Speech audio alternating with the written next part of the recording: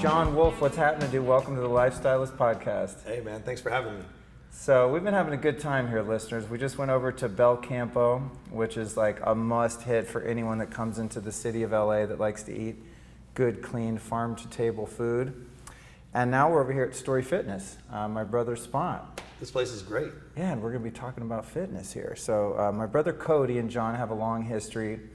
They were going to meet up when John came into town, and we thought, shit, we might as well just record a podcast. If someone interesting comes in, we got to do it. Hey, man, you know, it's a great opportunity. You were just in Austin, too, and we missed each other out there. So I thought, hey, this is a great opportunity to get a second run at that. I was at Onnit 2 different days for like 5 hours a day, and somehow we kept missing each other in that under that roof. So yeah, but it was meant to be, because now here we are in LA, and you get the full tour of Cody Spot, and we get to do the damn thing. I got Bel Campo. I probably would never have had Bel Campo otherwise. Dude, Bel Campo is crucial. There's a few other spots, just lifestyle spots. You know, we're talking about Kundalini Yoga. There's a spot for that. There's a spot for everything here, but if you're gonna eat, you went to the right place. All right, dude, so I wanna get right into some fitness stuff. You know, I've been doing the show 2 years, and the show is all about building the ultimate lifestyle based on the most powerful principles of health and spirituality. But I have to say, admittedly, since I'm not a huge fitness buff, this would be my 3rd show really dedicated to fitness. Well, I did a couple movement. I had Katie Bowman, I had Aaron Alexander. Well, let's just say like all physical activity movement outside of yoga, probably 4 episodes. Huh. So and that's out of 150 or something. So this is something I really need to do. So I'm glad you came into town, because it's like a piece that needs to be addressed more in order to stick to the vision of the show. And you know what? You have a great resource here, not only locally, but in your family, right? Yeah, so, I do. I'm lucky. I'm going to shine light back on Mr. Cody's story and this space that you guys that we're in right now. Yeah. And maybe some of the shared stories of our journey, and tie it all together, if that's cool. Yeah, absolutely. Yeah, man. Absolutely. Gotta honor that. Well, as I started to use Onnit products, the Alpha Brain and whatever, the first stuff I started to do, and telling Cody about it, because I'm always turning him on to my supplements and stuff like that. And he's like, oh, my boy John works at Onnit now, and you guys have that history, so I definitely want to go into that. So, all right, so you started doing martial arts at 4 years old. Tell me what's up with that. Oh, man, I don't think it was of my own choice. I want to take it way back. We going way back. Yeah. Back into time. I was, you know, doing my research on you like I do. I always do my research, even if I think I can wing it, I don't like to wing it. And I'm thinking about a 4-year-old kid, like how does the kid even know how to kick or do anything? Well, all right, well, I'll keep it real, right? So the reason I got put into martial arts wasn't because I wanted to be this badass. It was because I didn't have like an aggressive bone in my body, and I grew up in the hood. So I came home a couple of days without my toys, and my dad grew up rough. And he was like, hey, either you show up with your toy, or you show up already got an ass whooping. There's only 2 options, because if you didn't get an ass whooping before you got here, you're gonna get an ass whooping when you show up without your toy. And so I was like, well, I just don't have like, it's just a thing, you know what I mean? And so my parents decided like, man, we need to put this kid in some type of self-defense program where he learns to be able to defend himself with some skills, because there's not an inherent nature for that, you know? So that's kind of how I ended up. Man, I remember growing up and like, I don't want to go. I literally grabbed the door frame, and somebody would have to pull me in from the inside, and they'd be pushing me in from the outside. I think mainly because I got my ass kicked the first day by a girl. She by was a girl? Tough. Yeah, man. Oh man, that's hard to explain to the badass dad too. No, she was a badass. I mean, she was a couple years older, and she had already been competing in state tournaments. Okay. I just walked in kind of cocky. Yeah. Like, oh, you paired me up with this girl. Like, what's she gonna do? Oh, I was on my back with the wind knocked out of me real quick. So you got a lesson in humility early on. Man, you know what? The universe tends to provide those at key times. It just happened. My first real big one was at 4 years old. And so when you started when I say fighting, it's hard to imagine. I did karate when I was like 10 or something. I think I got into it for a little bit, and then I got hit a couple times, and I was like, yeah, I'm good. It looked cool in Bruce Lee movies, but it doesn't look cool when you're getting a foot to the face. How long did you do that? Did you carry on, you know, with that, and was that kind of your entree into fitness? Man, as a matter of fact, yeah, the dojo. So my parents split when I was young, so the dojo provided a lot of insight into a variety of aspects of life that continue to influence who I am every day. So at the dojo, there was that physical discipline I'd have to say, when I was 8 years old, I could do like 250 push-ups straight. Of course, the levers are different, the weight's different. So there's no way I would do that now, no matter how fit I got. Because your body weighed like 45 pounds? Yeah, exactly. I was busting them out. But even to be able to do that took a lot of discipline, right? And so that was the case. But there was more than just a physical discipline. There was a mental, emotional aspect to competition, and then there was the bylaws, the bylaws of the dojo that drove your character. And I remember, even getting punished for things that I thought weren't my fault, but they were trying to kind of provide good insight to like personal responsibility outside of the dojo. So to this day, as a man, as a leader, as somebody who's wants to be a good servant to the world around me, I look back to the lessons I learned at that dojo. But I did compete for many years and learned a lot through that as well. It was a really unique dojo. We did boxing, judo, jiu-jitsu, and karate. So it's kind of really? Kind of like mixed martial arts. Multi-disciplines? Wow, interesting. And so what about back on the streets? Did you, when you say you grew up in rough areas, did you have to defend yourself and stuff like that? I remember, man, talking about Bruce Lee flicks and stuff like that. I remember one time I was like, man, I was mad I was going to get jumped by these kids because I was kind of a loner. I made these nunchucks out of bamboo. Out of bamboo? I might have smacked somebody upside the head with one of these nunchucks one time. It might have been me. Yeah. Well, probably me and one other kid. Yeah. But no, to be honest, I've been really lucky in life. The amount of times I've had to have myself involved in violent altercations have been relatively minimal. Not only because that's not my nature still, but I think that because of that skill set and because of the confidence of competing and being able to manage against people even bigger than me or of different sizes and backgrounds, physically, I just never portrayed myself as a victim from then on, and so I think that's a big part of it, is just sometimes when you have that confidence or you have the skill set, you don't actually have to use them, and so I think that's been a big blessing as well. And now, portraying that kind of same confidence in the leadership role I'm really lucky to have has carried on very, very much so. Even actually going back to the dojo and thinking about how much this influenced me, I remember teaching the younger students at the dojo when I was like 8 years old. I was leading groups of other students, and now just thinking about it right now as we're sitting down, like, how much that's influenced my ability to present and teach in seminar format and group format. Yeah.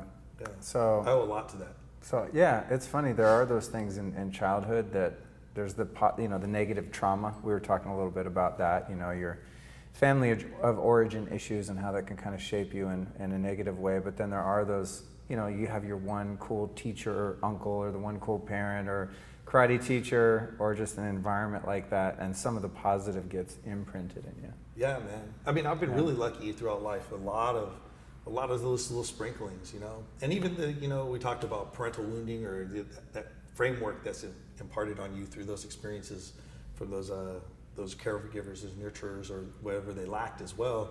But man, even then, I've been really lucky. I think it's really important. I've overcome a lot of things in life, and people ask how, and I think that a lot of it was luck of the draw was a big part of it too. I was really lucky to always feel loved.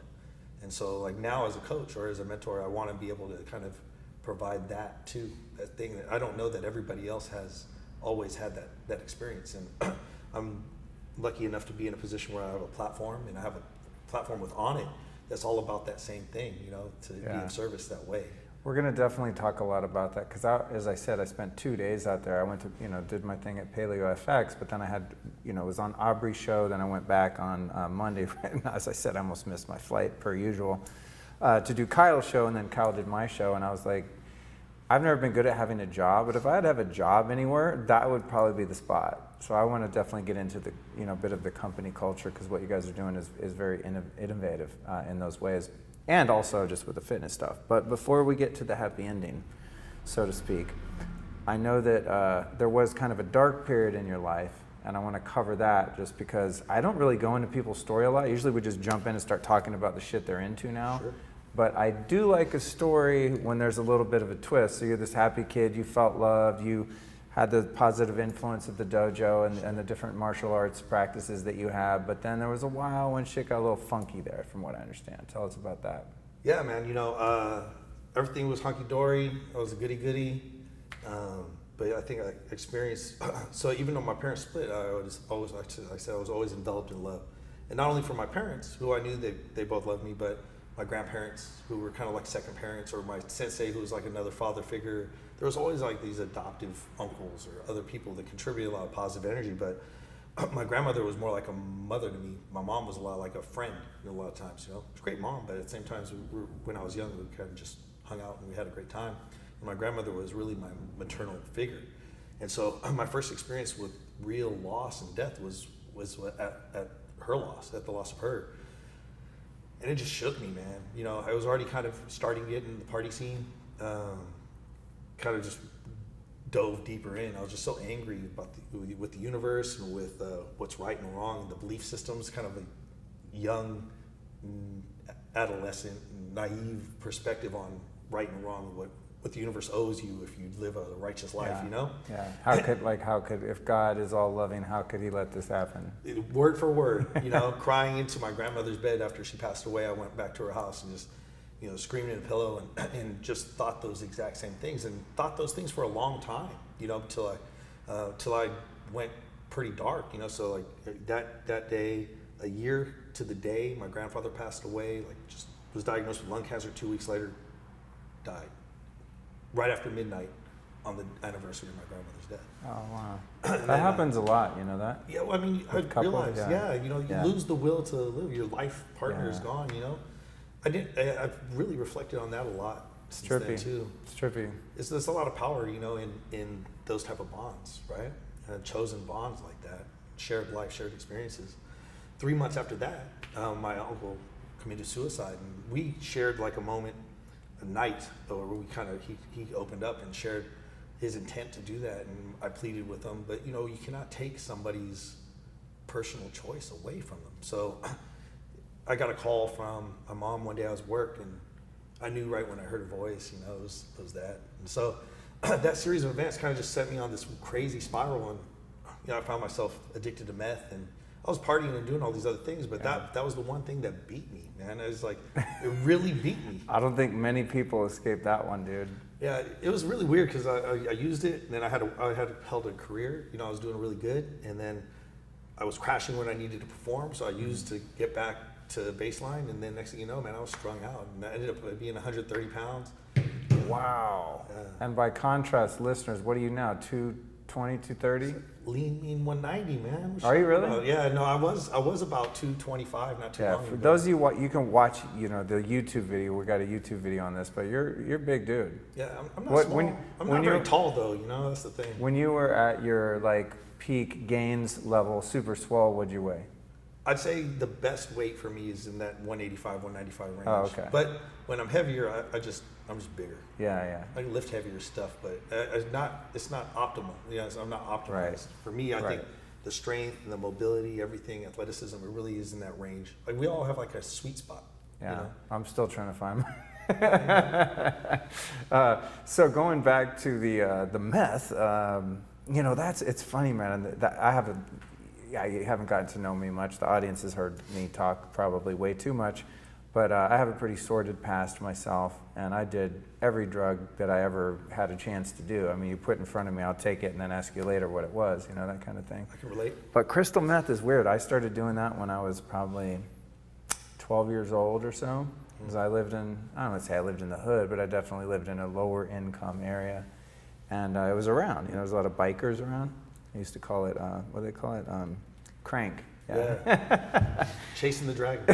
But I would do it, but I hated it. It was one of those drugs, I didn't even have a love-hate relationship. I had a hate-hate relationship, but if there was nothing else around to change my feelings, because I experienced some of the same kind of feelings as you did, and most human beings do, and I just didn't know how to process them, I would do that drug, and I always hated it. So I always would trip out, how someone got addicted to that drug, because it sucks so bad. It's like the worst drug, dude. But it's weird. People are like, I mean, so maybe how do you like it? Crack might be worse, but at least crack goes away after a few hours of jonesing. You're not, I would do speed. I'd be high for 2 days off a tiny little line, Yeah. It's so strong. You remember Shadow People? Oh yeah, Yeah, dude. yeah. Like, Yeah. not sleeping for 3 days. That's you why start to hallucinate. That's why you got to have the rolls of tinfoil over the to cover the windows to keep the FBI from spying on you. Man.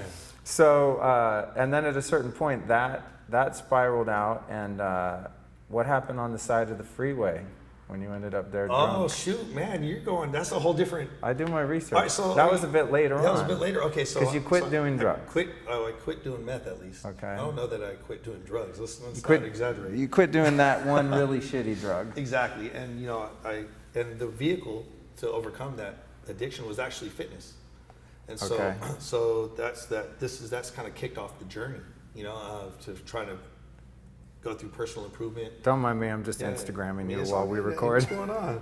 We're just talking about life, but yeah, so fitness was the vehicle I used to really overcome that, and then yet I still fell into partying. I think that the human experience, like you said, there's times things are still getting hard, and I still like to party. I just didn't want to be strung out anymore, and so Yeah. still partying with alcohol. And found myself doing other substances as well, but it didn't. So you managed to shut the door on meth, but still go out and do your thing. Exactly. Wow, that's so rare. I find that so rare with people that cross a certain line where they're a self-admitted bona fide addict, that it's difficult for them to permanently put the one thing down and still play out there with other stuff. Well, I picked it up a couple times just to prove that it didn't have any power over me anymore. Did it work? Yeah, I was just this shit sucks. Like you said, this is stupid. No wonder I didn't. Maybe wanna do once this you get a anymore. break from it, you realize what a dumb drug that is.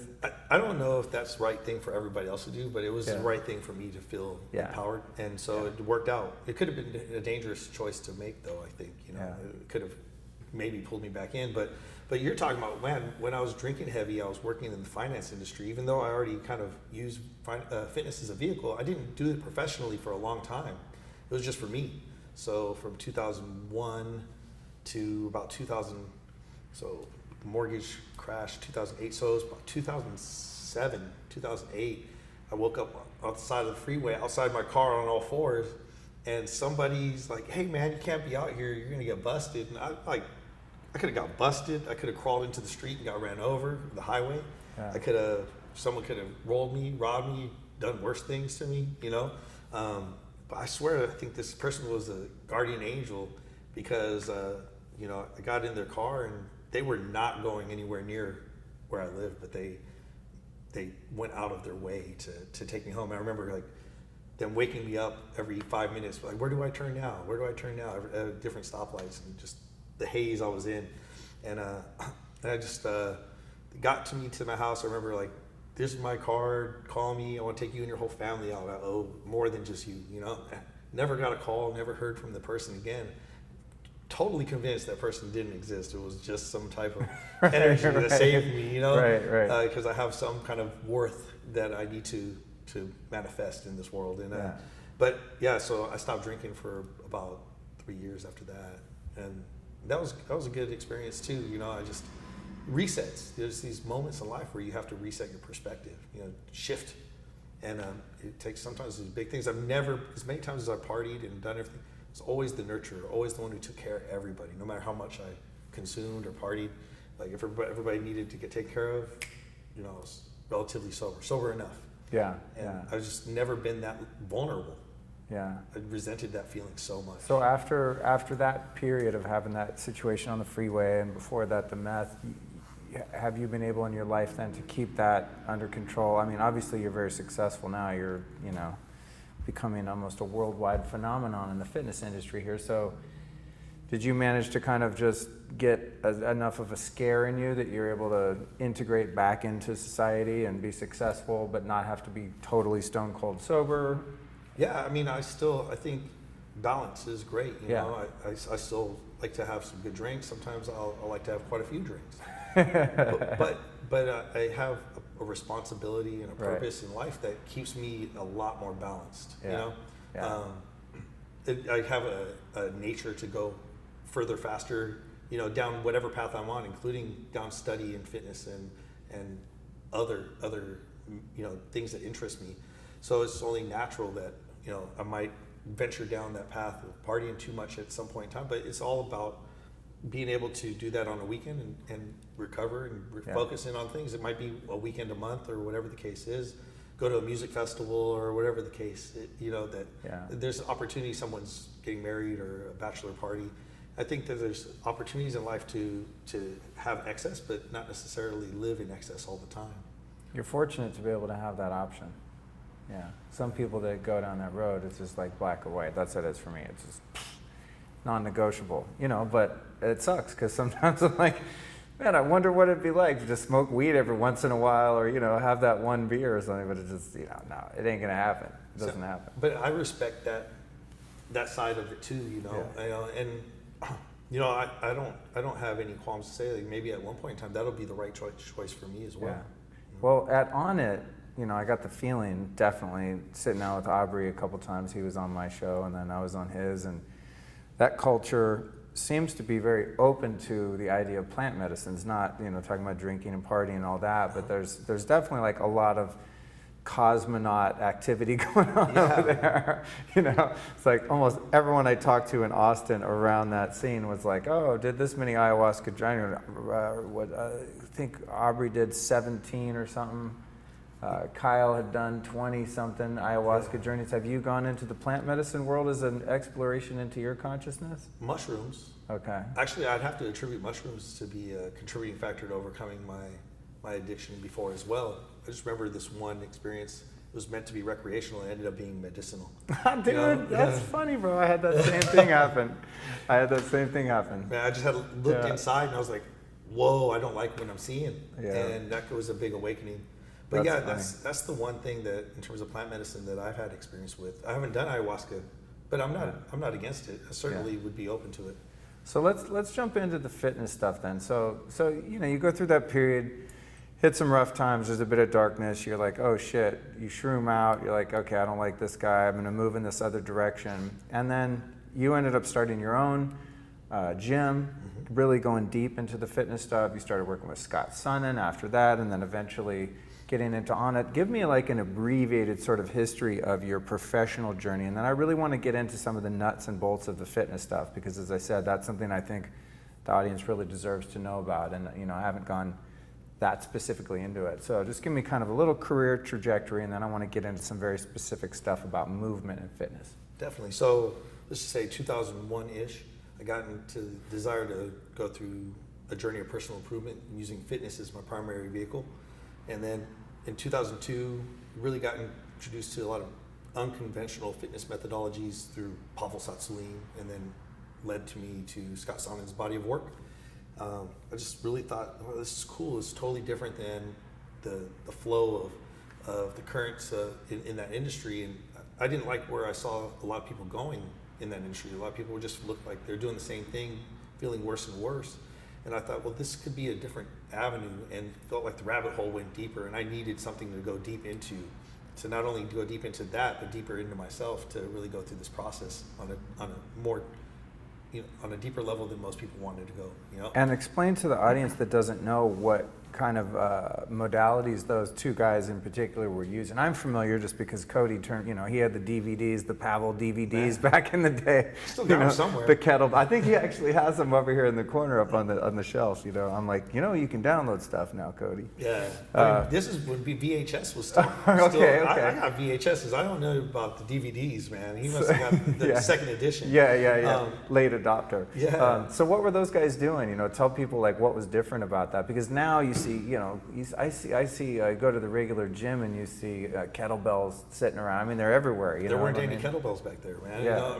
There's a reintroduction of something that was old and now new, right? And so, Pavel Tsatsouline was writing for this magazine called Muscle Media, 2000, and it was like the style of his writing, the dryness, the direct nature of his writing, and the value proposition of what he was sharing was so different and so refreshing.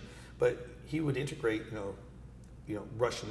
Russian-based strength skill, training methodologies into his writing, and would tell a lot of anecdotal stories. But then, as I got into his different bodies of work, there were really simplified, really effective bodies of work, like a strength program that really just used 2 exercises, but you'd use those same 2 exercises every day. That was awesome. I got really strong really fast. But then he also introduced me through his other books by into joint mobility training, and even contract, relax, stretching. Something that I still utilize those technologies today.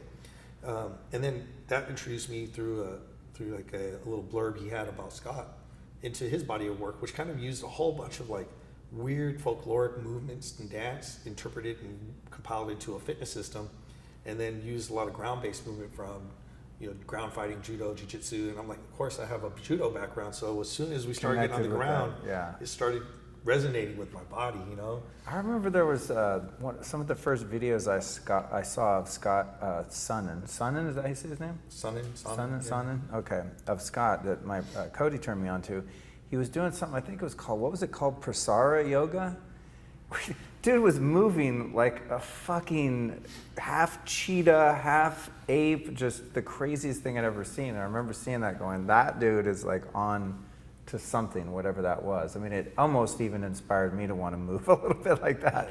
Because I literally never seen a human being operate like that, Well, that's really kind of interesting stuff. When I first saw a lot of that, that's what I thought too, is like, man, this is a journey I can get behind and start to be on in this process for a lot longer than just picking up and bench pressing something. That's the thing I think to me that was interesting about it is there was a lot more depth there, and you could see like, holy shit, there was a huge benchmark, no pun intended, and as opposed to like, oh cool, I'll go to Gold's Gym and like work my way up to like a heavier and heavier bench press. It's like, that's such a linear kind of, to me, as I said, someone who's not like very fitness driven, that seems like so boring and pointless. Exactly. But when you get into moving the body in all these non-linear, trippy ways, it's a lot more interesting. So you started diving pretty deep into that stuff, huh? Yeah, it definitely dove deep. We have some awesome people here with us tonight. I know we should have busted out more microphones. Sorry, you showed them over there. My boy Luis over here, he's known me back when I was going through the rough times. Shane was part of this journey in this system where he and I both became educators in that system, and Cody was part of that process. I remember Cody was there when we ascended to head coach status, and he was killing the game that first time I met him. That was in actually Moore Park, not too far away, and I just always had an appreciation, if any, for not only the athleticism but the depth of character that Cody demonstrated. And I think that was a big part of that process, and that not only that system but the type of people that it attracted is, like you said, a non-linear type of thinking. And now you talk about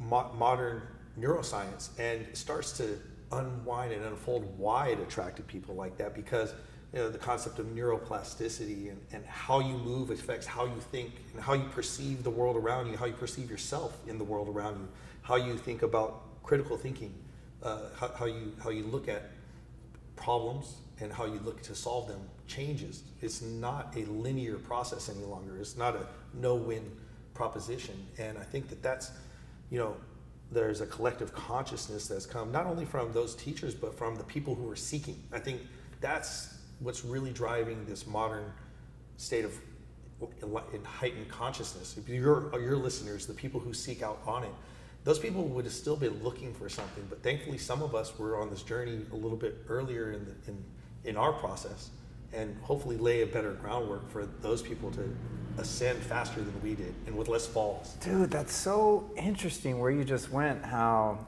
a certain type of person is going to be attracted to an alternative fitness system, or an alternative way of training and moving.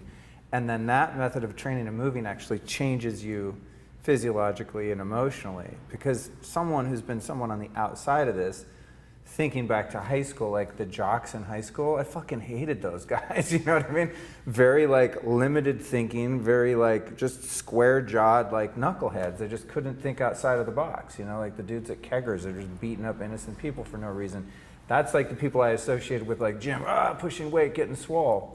But if you think about those type of movements, don't really facilitate a lot of creative and, as you said, critical thinking. Yeah. So that's a really interesting correlation, the feedback loop, because now, all these years later, being into this, interview guys like you, Aubrey, I've interviewed the guys from Mind Pump, I went up there, did their show. I mean, I've been kind of luckily able to hit some of the top people in the field now, and you guys are all just really great guys. Thanks, man. that Yeah, are I just, like all the people you're that are talking about. loving and warm-hearted, and I'm just like, wait, I thought fitness dudes were like douchey meatheads, that are like all juiced up and like just want to go around and beat people up.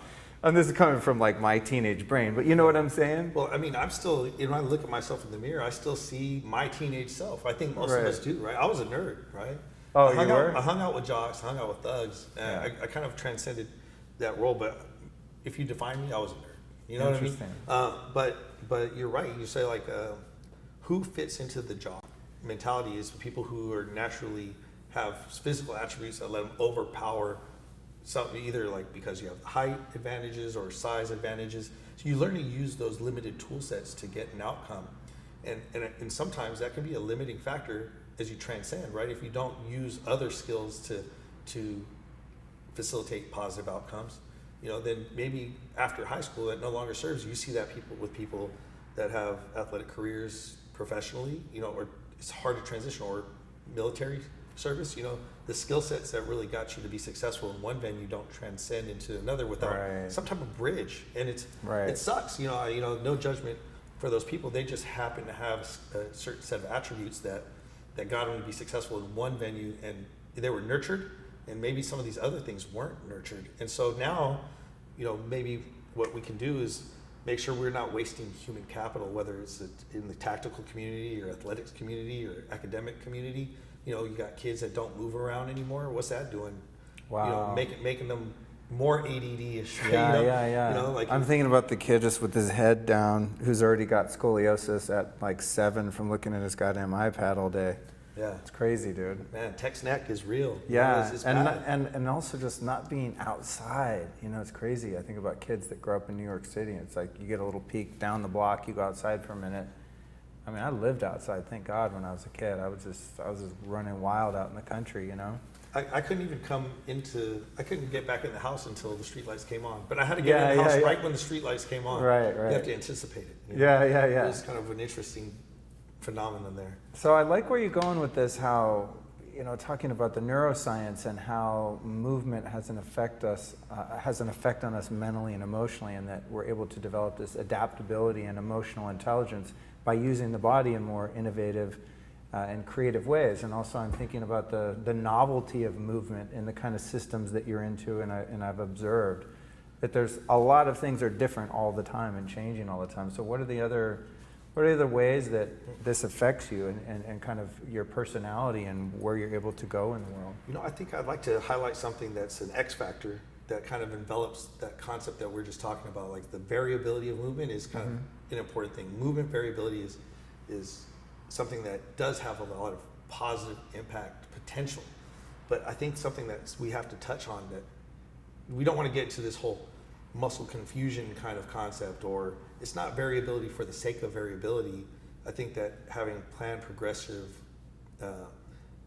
challenges, as within a coaching model, is really important for people to ascend and transcend like their current belief systems, but intention behind why they're doing what they're doing, and what positive outcomes they hope to gain mentally, emotionally, psychologically is just as important. If you're not involved in the process, like bought into a process of personal improvement, you can do all those things and get some benefit, but you're not going to get all the benefit. You have to be truly involved emotionally, mentally, psychologically, and even have positive self affirmations and talks with yourself. Change the language of your story, right, while you're going through the training. So that's a big part of what we try to do in our coaching model, in our coaching system, is empower coaches to have a better dialogue with themselves, and through that process better facilitate those conversations that the people they train are having, and celebrate wins, celebrate victories, have early victories, create momentum, and then start reaping the rewards of all this stuff kind of unfolding naturally through that process. So it's not just the movement. It's not like there's a random movement variability. You are progressing. I've noticed that training with Cody over the years, that there's like progressions and then there's regressions. Like if, for example, if I don't have the right form and I'm trying to be all badass and move to the next shit, he's like, no, back. Get back until your form's right. But then it incentivizes me as the trainee that I really want to get my form right, because I want that sense of accomplishment of getting to the next complexity of movement. Yeah. So I'm not just randomly coming in like, oh, I'm going to be complex and random. It's like, no, there has to be somewhat of a plan there to get the desired outcome. You know, and that's great too. That's like interesting. The good coach is gonna regress you, but not as a form of punishment. It's like a step forward, even though it doesn't feel like it for you. Like to get to the next step, you have to take a step. It sounds like you're taking a step back, but it's really your next step forward. Is refinement of what you think you already know on a deeper level, right? Yeah, well, it's true because it actually feels really good in your body when you have the right form in whatever movement you're doing. Even if it's a more simple movement, I can just feel when I'm aligned and my bones are where they're supposed to be. It actually feels good to do a movement once you know the difference. Because if you progress too fast, it feels wonky. And you don't have the stability. Yeah, and you're focusing on the wrong things. Is what it feels like subjectively. Right. So the it's like you're trying to hold it all together instead of like really focusing on whatever the movement is. And exactly. So and then that takes away from your confidence, takes away from your ability to be mindful and present in the things that you do need to be focused on. So yeah, I think you're hitting the nail on the head. I think you were bigger into this fitness thing than you thought, man. I think you might be in the know. I'm halfway joking. I mean, as you said, I've been around Cody for a lot of years now since he's lived in LA. It's an area, honestly, to be honest, I beat myself up a lot because I just feel straight up I just don't move enough and I don't work out enough. And now that I'm in this industry, yeah, I feel like a sense of obligation to kind of embrace all of it. So I mean, I guess the question is, right? So if we're in a coaching session, it sounds like you've gotten some great coaching already, and I already know that to be the case because I know how Cody coaches. Yeah. But what's enough? Right? It's a reframe, right? It's an opportunity. When I hear you use language like that, then it's an opportunity for us to dive in. Well, what's enough? Well, what gets you the highest return on investment that you can afford to put in and reduces your risk of injury? And maybe you're doing less than you think you should. Maybe you could do a little bit more, but it sounds to me like you're on the right path one way or the other. And it's easy for us to be hard on ourselves, to always want more. It's that human nature, right? To like still be wanting. Oh, I'm doing really good, but I still want more. You know? And it's hard to be satisfied. But yeah, man, even talking to you right now, maybe you haven't had as many guests on that talk about fitness primarily. And shoot, some of what we talk about is the opposite of fitness, non-wellness, and then using that as a platform for maybe I'm hoping, gave me a better sense of empathy and like to be able to be a better coach. But yeah, it sounds like you're already doing a lot of good things. Maybe you just do them a little bit better. Maybe you just say like, man, when you do it, you just pay yourself a little homage and respect. You're already doing your Kundalini yoga we talked about. Yeah, doing a lot of that. Dude, I've had some pretty awesome experiences doing that. Have you? Where'd you do Kundalini yoga? I had this Sikh guy out in Monterey. Oh, nice. And he was a carpenter during the day and taught some Kundalini No yoga way, classes that's at night. dope. And man, I teleported to another dimension in that class a couple times. Yeah, that's cool. But so I mean that counts as a practice, right? It does, yeah. No, that's funny because I'm super disciplined. I mean, people from the outside look at my life and they're like, dude, how do you like stay so on it with all the shit? No pun intended. Yeah. And it is.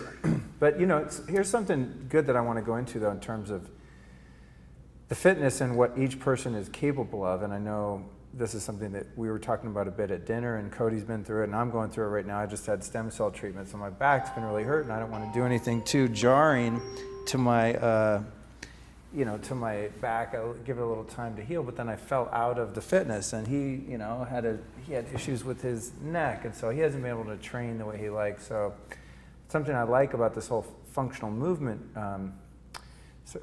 functional fitness movement, the movement of movement, is that there is allowance to let your body rest. It's not just like, just go, crush it, CrossFit, ah. It's like, no, if you're injured, you got to slow down, and then you got to rebuild and kind of work on the mobility. So can you talk about, how we can train hard but also safely? Yeah, so again, it's all relative. So one thing that most people fail to look at, and we're always in a comparative analysis, like a weaker mindset. It's always about comparative with something else that we see as an ideal. Like it really doesn't matter what somebody else has or does. Like an honest assessment of self is a really important and really hard thing to do. So that's why coaching is so important, right? You have to defer to somebody with good eyes that can see things you might not be able to see, and even recognize and celebrate things about you that you can't see because you won't give yourself enough of that love or credit, and then create a framework of what success might look like based on where you actually are, not where you want to be. And I think that that's such an important step in this process, is like recognizing where someone is, recognizing where they want to be, and then actually nurturing and facilitating that process, and creating early wins that's relative to the actual state that person's in. Because, it's okay that you're in pain. There's plenty of other things we can do other than load you up and make you work out hard. So that's one of the things you say, like, go hard. So it's just all relative. There's so many ways that we look at this. So one of the things we talk about in our system is unconventional fitness. So if you look at unconventional as a term, we look at unconventional warfare. At first everybody lined up with guns, pointing straight at each other and bang, right? Then say, here in the U.S. we use guerrilla warfare. We started flanking the British and shooting them from the sides, running around. We weren't fighting by the rules. Why the fuck are we doing, pardon my language, everything based on what's we'll put a little right? E in iTunes for that one. Conventional mindsets yield conventional results, and I'm not willing to take the norm as an outcome for myself or my clients.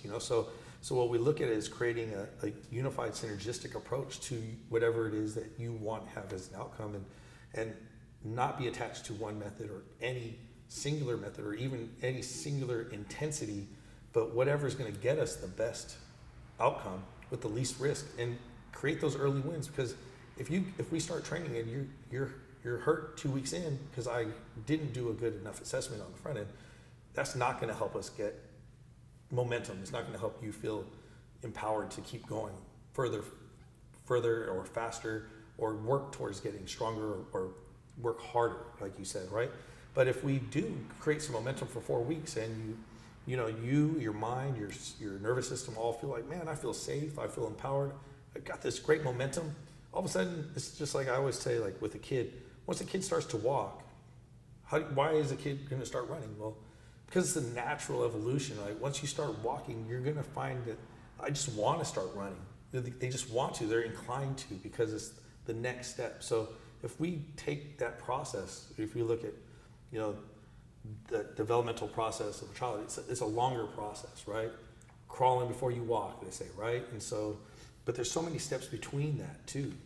Before they stood up, they had to grab a table and work into a little squat. And before they stood up, they fell down a bunch of times. Before they took the first step successfully, they fell down a bunch of times. Before they ran, they probably fell a bunch of times, face first. We don't want to necessarily facilitate that many failures, right? And perceived failures. And man, I think adults are less tolerant to failure than kids are.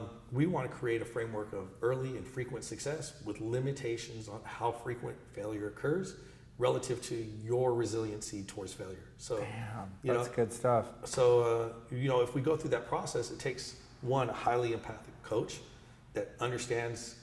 Cody and I were talking about, like, hey, our process, maybe it's not a year in or 2 years in before you master anything. Maybe 3 years in, you finally get it, but that doesn't mean you got it. It just means it's like your black belt. When you get a black belt, it doesn't mean you're done. It means you're finally ready to start learning. And, I think learning comes from the repetitions of executing and being willing to be wrong fast so you can get to right faster. You know what I mean? Like, hey, I think this is what we need to do. Oh, shoot, that's not getting the outcome. Scrap that. Let's go with a different approach. And just any good clinician I know works on that same type of model. Like, okay, the 80-20 rule says this is going to work. Shit, it didn't work. Let's not keep on being attached to something that doesn't work. Let's do what works. And, in our fitness system, we have a plethora of different methodologies. We have a lot of different avenues, and we celebrate being able to hand off a client that might be better served by somebody else with a different specialty. We work as a team. We work as it takes a village to raise a child. I think for any one person, it might take 5 different people with different specialties or insights to really serve them the best. We can all work as a team. How many coaches do you guys have over at Onnit? Yeah, at the gym there. Shoot, at the gym, across the different things that we do, I'd say about 14 different coaches. Wow. But they all offer something very unique. And it's not only even just the methods, but the connection. Like when you choose a coach, it's not only just like, oh, I like the way they move, right? But it's like, there's a vibe too, right?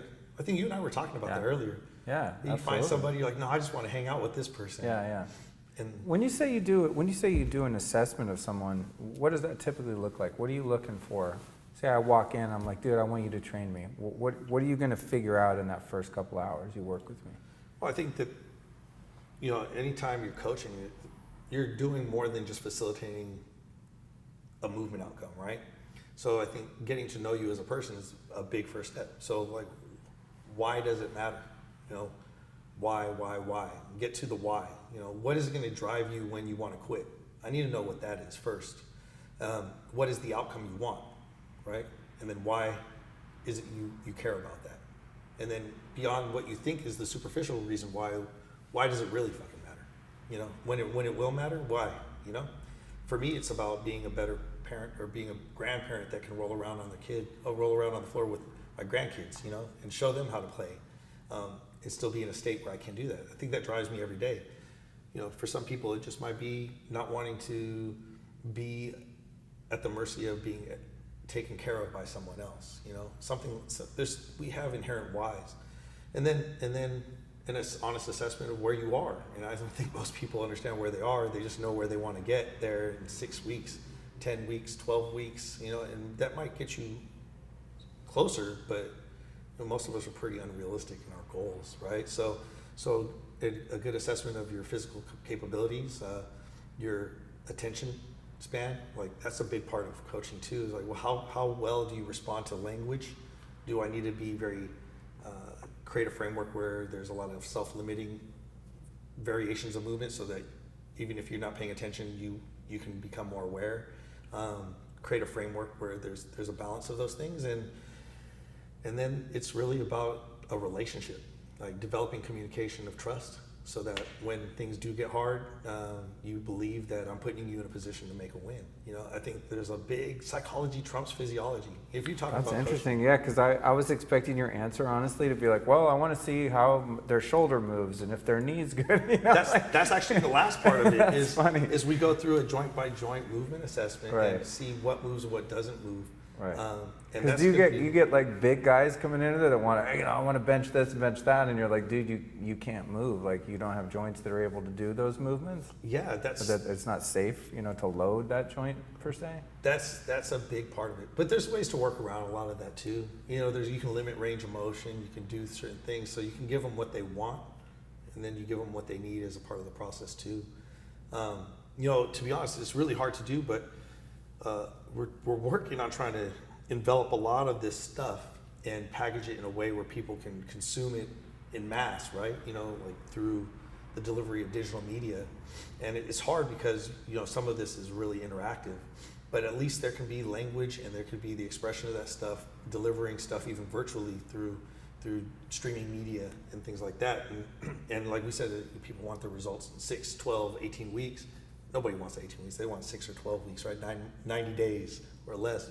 And so we started working on delivering, our formula in kind of 6-week bite-sized increments. And so, yeah, a lot of the stuff we're trying to fold into something that people can consume at home digitally and make it available. That's smart. Yeah. Smart, yeah, because you guys are in Austin, That's gonna be a problem for someone in Chicago or wherever. I'm in LA, bro. What are you talking about? But today, right? Yeah. But there's only so many of us. But we have like over 1,000 coaches that have gone through our education system. They're all on different levels of evolution of how they deliver it. Because, like I said, even as a coach, you start to learn through the process of working with people in different people, different sizes, shapes, ages. It's really important to get your reps. But man, we're really proud of the way we've tried to empower the coaches within our system. And a lot of people have come through our system just for personal improvement, like I told you my story. And I think that, when I started that process, I always tell people when I start teaching a seminar that, if you start this journey this weekend to be here just for yourself, realize when I started, it was 6 years later, I started training people for money. I trained people for free for 6 years in my garage, but I didn't know I was going to land this awesome job at Onnit. Right. Yeah, it's been a pretty cool journey. When you talk about your why to be able to roll around on the ground comfortably as an old man and play with your grandkids, what are some of the other natural movements that a human being should be able to use as an adult that ages that we've lost because of our sedentary lifestyle? What are some basic movements that you think we're kind of have lost touch with that'd be good to work on just as a foundation? Well, I think, I like to pay homage to a lot of other people that contribute to my level of awareness. So Cody and I were talking about some people that contribute recently to newfound awareness. Dr. Andrea Spina and his FRC and FR systems. I'm sure you've heard Cody talk about them. They've been working on me. Yeah, man, it's cool great stuff. Yeah. If you look at what people truly lack, and they're doing a lot of these more in-depth assessments, we could say like shoulder and hip internal rotation is lacking pretty much everywhere across the board, and it's causing a lot of people's pain.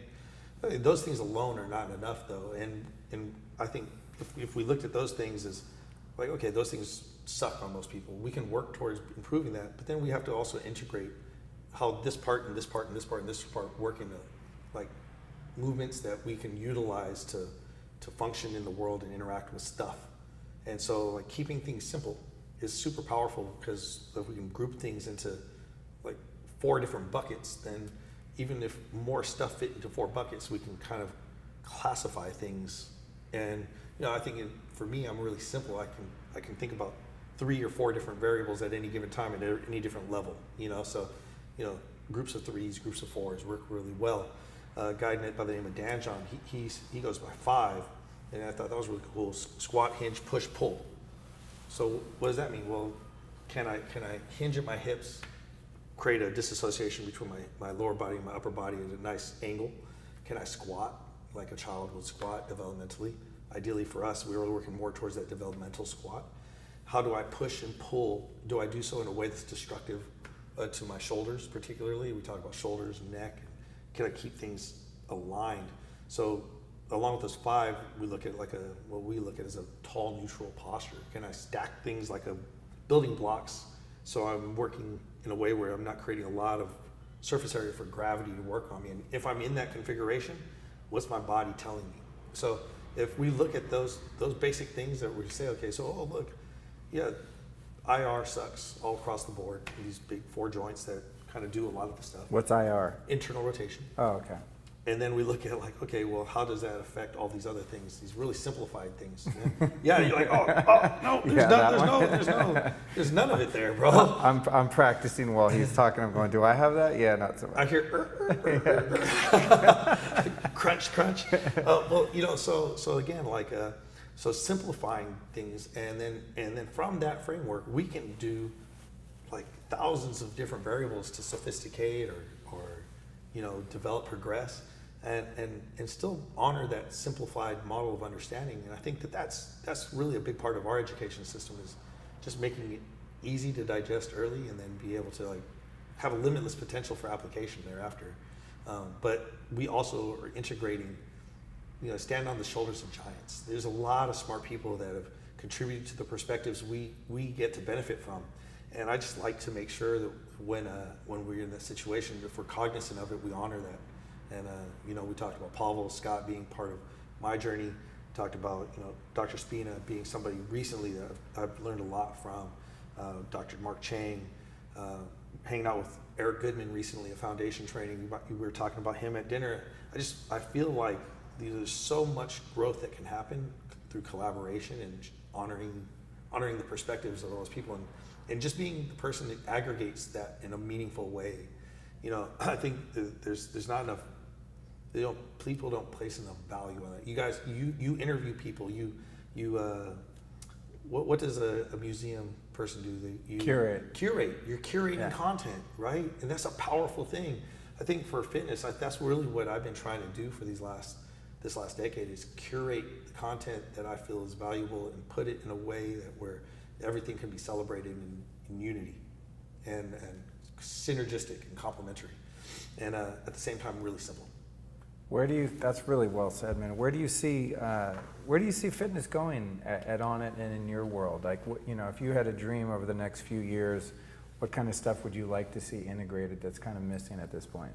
I'm seeking constantly. So, we talked about recently hanging out and getting to know Dr. Eric Goodman and his body of work. And I'm thinking, wow, that's so complementary to the perspectives that we've had. That's the next journey, the next step for me, is to delve deeper into that work and figure out how to integrate it more meaningfully and in a way that serves him and his community as well as he serves ours, right? And so for me, that's the biggest thing right now is collaboration. I think with organizations and individuals that bring value to the people that have already joined me on this journey, and hopefully, a whole, angle of people that are going to opt to join in on this movement of self-improvement through, the Onnit lens and through all the network of people that are choosing to support that process, either through their own communities and entities, which are awesome, or collaboratively within ours as well. I think that's so healthy what you guys are doing culturally. We were talking about Zappos, on the way over here, and I just read the book, Delivering Happiness, and it's so cool to see a company like yours operate, to get to come in, someone who hasn't had like a corporate job, and then especially in the fitness industry, and to see that degree of cooperation, reaching outside to other experts and integrating them and creating relationships and systems where everybody benefits, a 360 win. I just think it's such a cool direction, as pessimistic as some people are about where we are in the world right now. I guess because what I do for a living, I get to see sometimes only the best stuff, which is that. It's exciting. I'm like, oh, cool. I want to see what you guys, integrate next, because it is really, there's so many things that you can kind of throw in the soup, to make good gumbo. And it's cool that you guys have such an inclusive attitude rather than an exclusive attitude. Yeah, I mean, if you want to self-select, we're not going to turn you away. You can be anywhere on any step on your journey, but if you choose to be part of our community, then you have a place, and there'll be, a coach or somebody that's going to be the perfect person, hopefully, to help facilitate your next step in the right direction. It might not be me, or it might not be the coach that you see on Instagram that's doing certain things. Maybe you just need the first step, and I'm really excited about creating a community that can kind of fulfill that dream,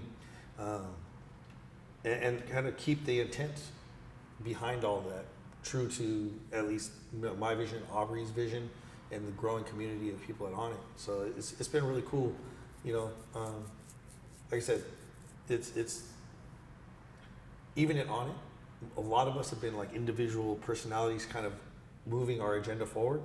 Lately, we've had some really big wins, right? That required better collaboration interdepartmentally. So I'll just to be completely transparent, a lot of us were kind of working in silos, right? And even as we have this evolutionary culture, this really inclusive culture, we're all kind of working on different agendas at the same time, and haven't really it's like different fingers, but we didn't make the fist. Like if you poke someone with a finger, it can be really annoying, but if I hit you with this fist, well said. It could have a lot more power, right? Right. So I've been celebrating this recently with our COO, Jason Havey. We've been talking about, well, wow, look at what we've been able to accomplish lately. We recently partnered with this industry leader in the fitness and wellness space, this company called Exos, and that required all hands on deck collaboration. And we were able to accomplish some really serious feats to support that relationship in the matter of a couple months. Like, man, well, we did that there. Then Aubrey just came out with this book, right? And that book was something that a lot of us got to contribute to. And now, it's this huge win for not only Aubrey, but for the company and for our mission. And, he's on the New York Times bestseller list. And I think all of us, the whole company, can take a little sense of pride in contributing in some meaningful way to that, all the different departments. And then now, I just got word tomorrow we'll be launching that digital product. Oh, nice. It's called Onnit 6. And so that's something that, again, all different departments, either through tech and delivering the streaming content, or fitness, or operations, or a lot of people at the warehouse or in creative or whatever beta tested the program and helped us evolve it on site at Onnit. I just think that right now, that sense of collaboration is such a recurring theme. That's really what's getting me more and more excited. So you just wait. I really hope that that's cool. I really hope that we do better inside our walls. Yeah. But then do better with these collaborations outside of them too. I can't wait to see it. Yeah. I want to ask you a couple more things before we wrap it out. One is, what else do you integrate in terms of bodily support and recovery? Are you into, you know, what kind of body work, chiropractic, acupuncture, any of that kind of stuff? So we've talked a bit about, you know, I like that we've covered a lot about the business of fitness and how that's evolved. Fitness itself, staying fit, what you can do, what you can't do, the mindset, but how do you take care of the body when you know, when you need to recover from injury and just, you know, the trauma of working it? One, it has to be proactive and paid in advance. It's like, let's just put it this way. If you need money and you haven't built a savings, what's the likelihood anyone's going to give you any money? It's really small, right? Unless you got a rich uncle. That cool uncle you were talking about earlier, you better hope he's still rolling in dough. All right, so you have to pay it into your body every day. And so, you know, all this fitness stuff, all the intention that we're talking about, the reality is the intention has to be to create a better platform for your body to execute whatever it is you want to do. So you got to pay into it every day. A lot of people think recovery is the secondary part of a process. That's how I was thinking of it. So you work it really hard and then you go recover. You got recovery. Those things, they don't really work in the same space, right? And so what we do, everything is integrative. So work and recovery, kind of yin and yang. And they're not two pieces. Recovery is folded into the process. It's the thought process that drives the why behind why we were progressing or regressing. It's the thought process of why we warm up and pay it into our body before and after we're done. So in our technology, we are always doing, you know, priming the body to work and seeing as a coach or as yourself, kind of like starting the conversation, am I really ready to do what I'm about to do? Oh, my body's telling me something other than what I want to hear right now. So maybe I change the game plan for the day. Or maybe I feel really good, I'm going to execute at a high level. And even then I have to pay it into my body afterwards. So like, I did really good work today. Let's go ahead and spend some time thanking my body in a process of recovery after that work, right? So that could look like a joint mobility warm-up and a yoga-like, you know, decompression, you know, ritual before and after. Just like starting your day with a morning ritual and ending your day with a nightly ritual. And so ideally those things will be synergistic and complementary to the work you're doing. And they'll drive the why behind a lot of it, right? So that's kind of that technology. We really didn't go into that, so I'm glad you asked that. And then so as part of that process, you're putting money in the bank as you're withdrawing at the same time. Hopefully you're putting more in than you're taking out. I like to always think that, like, well, in the delivery of fitness and in your lifestyle, you might want to put in twice as much as you're taking out in terms of time and energy. So when we talk about holistic recovery technologies, you talk about mindfulness, right? So if we do a 1 hour workout, literally about 30 minutes of it's going to be going towards either priming the body through preparatory drills and mobility activation, positional work before we even start loading the body, and then at least 10 minutes, let's just say 25 total minutes of restorative or recovery or preparatory work. That's really designed to just make the body function better, to work harder during the time that you can work, or work better. It doesn't always have to be harder. But then if I was 2 to 1, I'm still not in ratio. So I might want to have a good mindfulness practice, a good breath work practice. And we add some time. So if it was like 30, 35 minutes, 2 to 1, 70 minutes. Okay, so got 25 minutes of recovery within the workout. I still need to make up 45 minutes somewhere. So like, if I have a morning ritual, I have a night ritual, so maybe that's another 15 minutes on each side. It's another 30 minutes. Still need 15 minutes somewhere. Maybe I go do some meditation in the meditation room at Onnit, where you had an experience, yeah. or maybe I do. Almost had to call 911. I meditated so hard in there, yeah. And then you know, some of the practices we've had on site are that we find really powerful are dry needling. Wow, that's really great, really powerful. But again, it's practitioner dependent. Again, another one that's practitioner dependent we really like is fascial stretch therapy, which is a passive stretch kind of technology that someone facilitating you going through ranges of motion, a lot like what we talked about, range of motion training that you do actively.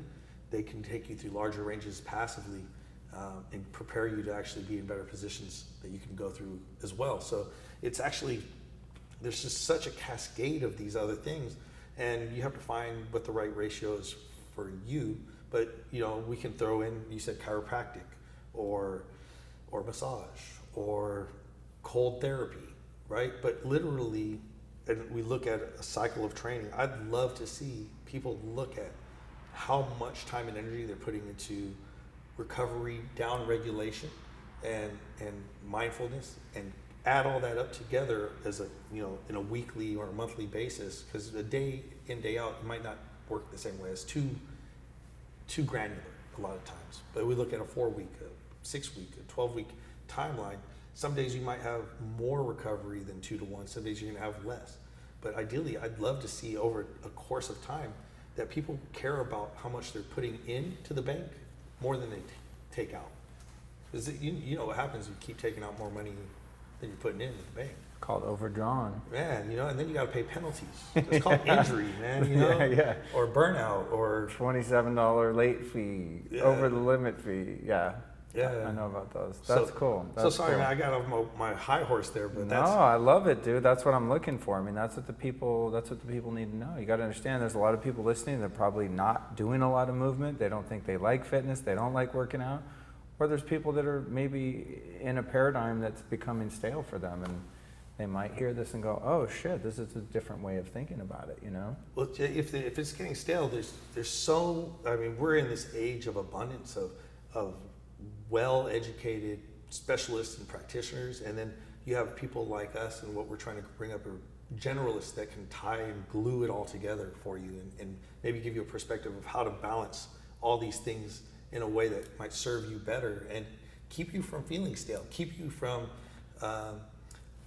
feeling like you're no longer enjoying the process, because there's so much out there to experience, and you, like you said, you're in this really unique position where you get to see the best of the best, but it's also the choice you're making, right? You choose to seek out the best of the best and hang out with them and be inspired by that. And I think that we're in this age where wherever you're at, because of the internet, because of the choice that you get to make about what type of information you let in, we can all experience that, even if it's just checking out, you know, the Life Stylist podcast or Aubrey Marcus podcast. You get to choose your inputs, and then you can go seek out the people that really inspire you. So It's crazy, right? You can get a PhD in life now, just almost from like free media. I'm still blown away at the stuff I get to take in every day. it's crazy. I've got an Audible account. I mean, that's not free. I've been buying all these audiobooks. I'm just like, dude, I mean, literally anything you want to learn about, you can learn about driving around. You talk about Audible. It's crazy. I got this ritual, my morning ritual, right? Literally, if I'm trying to lean out, so I'm in my secret. Shh, don't tell everybody, okay, Luke? 20,000 people are about to hear your secret. Fasting card. It's not This week. really that secret. We talk about balancing mindfulness and effort, and I think some people are so fixated on burning more calories, doing more in less time, efficiency, optimization in that way. They miss the boat. It's not always a competition of what you can do more of in less time. For me, I do fasted cardio in the morning to teach my body to have better metabolic flexibility. So I keep my intensity really low, but I listen to Audible. And what I find is, if I'm in a state where I'm not in a sympathetic state, I'm not getting excited through my movement, I'm in this meditative zone of movement. And if I can listen to my Audible book, my audio book, and take in the information, because I only listen to self-improvement stuff or things that like I'm trying to take in to better myself. If I can be aware of this information and I'm in this meditative state, I find I'm hyper receptive. And if I start moving too fast or pushing too hard, I start hearing less of what I'm trying to listen to. Totally. And it actually is counterproductive from the fact that I'm trying to I'm just moving to restore my body and also put my body in a good state, but also trying to put my mind in a good state. So when you talk about Audible, I just had to share. That's really interesting, because sometimes when I come here to Story Fitness, I come to the classes, right? And there's music bumping, there's a bunch of other people, and those are like 20-minute, we do the mobility, then there's like a 20-minute high intensity interval type thing, and then there's like a compensation yoga kind of stretching thing at the end. He knows what's up, right? But in those classes, the fucking music is bumping, and I find it really, I don't even, especially if it's rap, but even if it's rock and roll, which is my music, I find it really annoying because it distracts me from my workout. Like, I can't focus on it takes every ounce of energy to get through a high intensity workout for 20 minutes. So I like coming in by myself, or now I work with one trainer, and then it doesn't have to be loud music and stuff, so I can work out really hard. So it's funny. It's it's the same thing for me, but I need like quiet if it's really hardcore, because the music takes me out of it. But if I'm doing like jumping on my rebounder or just whatever, then I love having audiobooks on or like music on, because I can take it in. That's so interesting. But I never realized it until you said that. Just funny, cool. trippy things that, this Yeah, has that's just been cool. something I realized recently.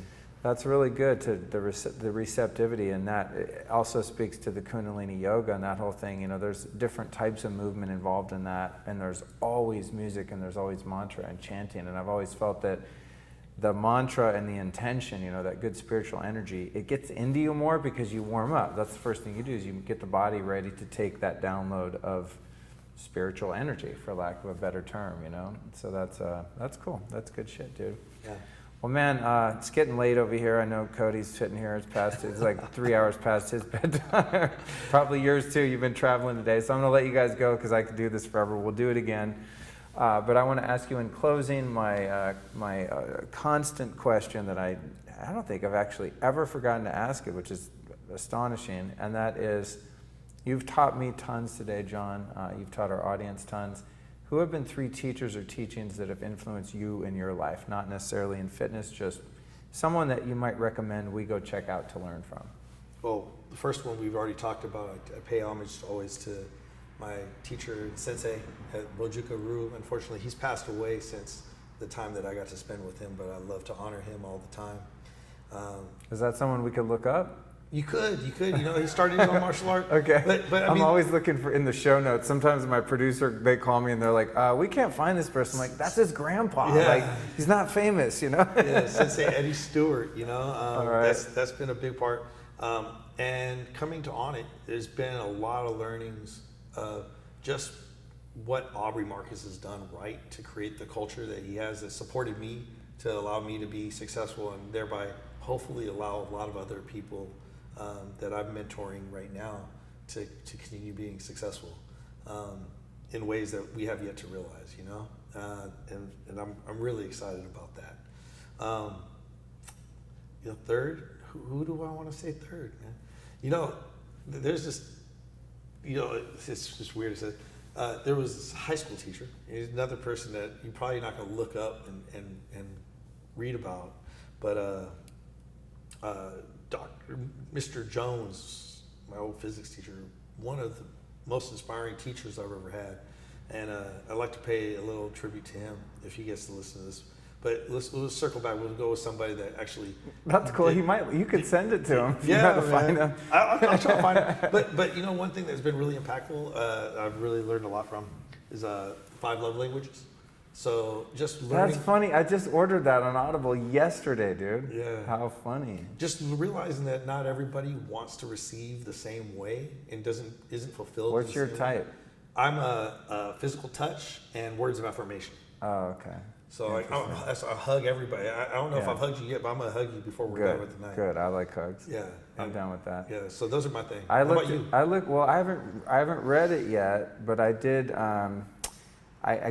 Explained myself to someone who's familiar with the whole assessment thing, and what they ascertained is I'm whatever type it is that needs to be told, like, you're doing a good job. Words all the of time. affirmation. Yeah, like, hey, you crushed that. Good job. Thanks for doing that thing. Like, if I don't get appreciated, I'm bombed. Yeah. That's pretty much all I need. Is just like be like, hey, I noticed you did that thing. Thank you for that. I appreciate you. Yeah, thanks, dude. So you can thank me for having a podcast, you guys, by going to lukestory.com, offering a pledge. No, I'm just kidding, but not really. Listen, dude, thanks so much, man. Really, I'm really glad we got to meet up on your trip here to LA. Thanks for coming on the show. Where can we find you? Website, social media, all that stuff. Yeah, I don't have my formal website up and running right now, but it'll be coachjohnwolf.com. Cool. Instagram /coachjohnwolf. Check out the upcoming project we have at Onnit, onnit.com/6, SIX. That should be up and running here shortly, so keep an eye out. Sweet, man. Thanks, dude. Appreciate you coming out.